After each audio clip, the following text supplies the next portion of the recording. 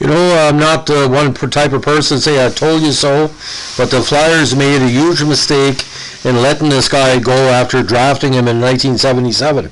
Now, our good follower of the channel, Bo Sheaves, has this request, and he wanted me to do this not only because his brother Keith played with the Bruins.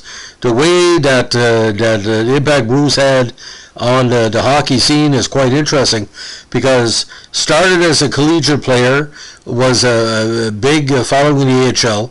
Flyers gave up on him, went to Boston, and basically overachieved so much he applied that to his coaching and management career. Now, Bruce Crowder, 6 feet 180, played right wing, left wing, came to major prominence with Essex of the Ontario Junior C League. He decided to go to university as a overage first year player.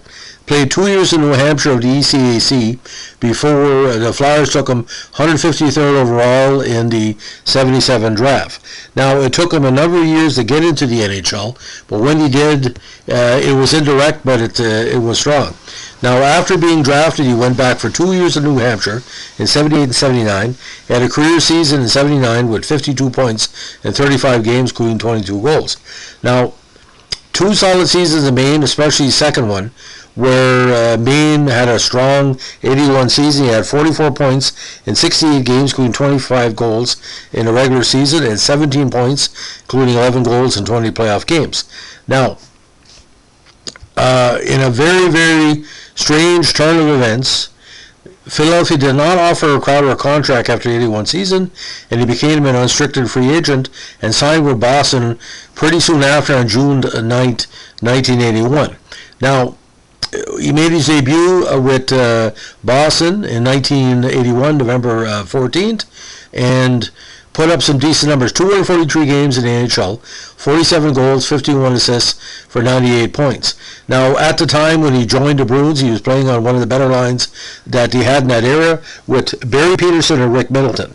Now, slight injuries in his career hurt his numbers. He missed part of the 84 season with a bruised knee, suffered in December 83, and he missed part of the 85 season with a broken toe in his left foot, an injury suffered in December 1983.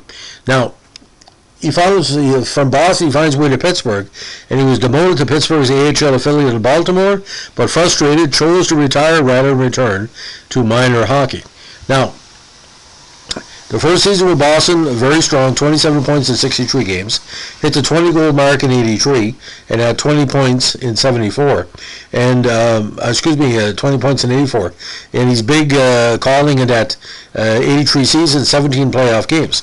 Now, he played 26 games with Pittsburgh, 4 goals, 7 assists, and 11 points.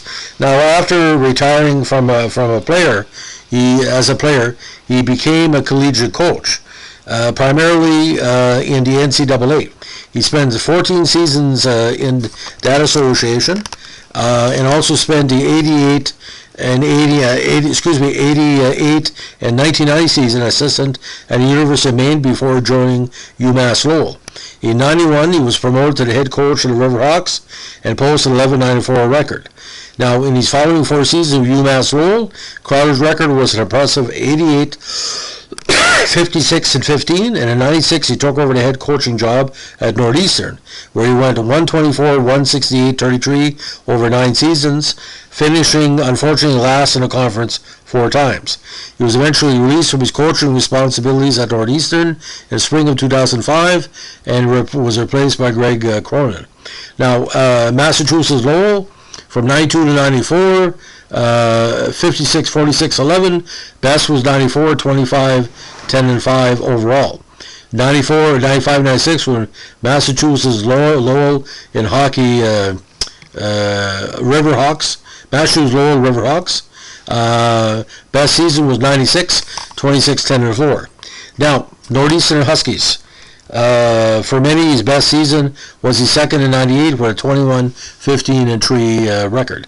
Now, awards and honors, he was named NCAA Coach of the Year 96 in Lowell, Hockey each coach of the year 94 and 96 with UMass Lowell and 98 to Northeastern.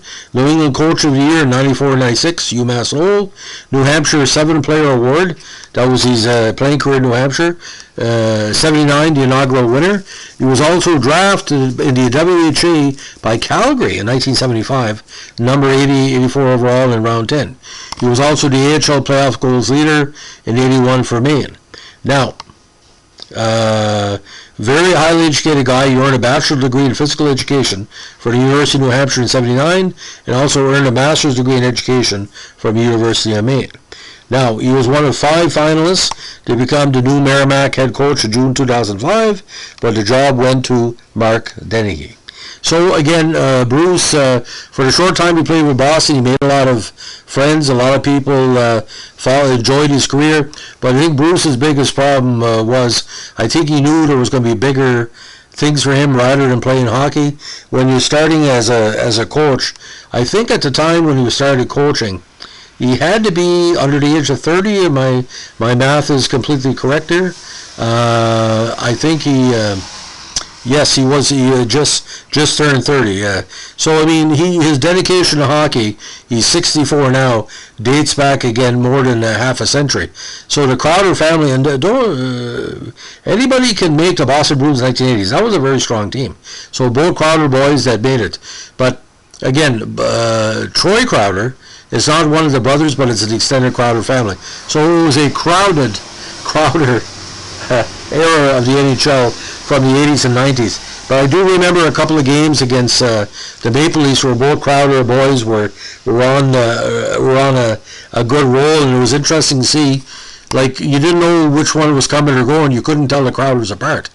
It was that much a talented family, as we say.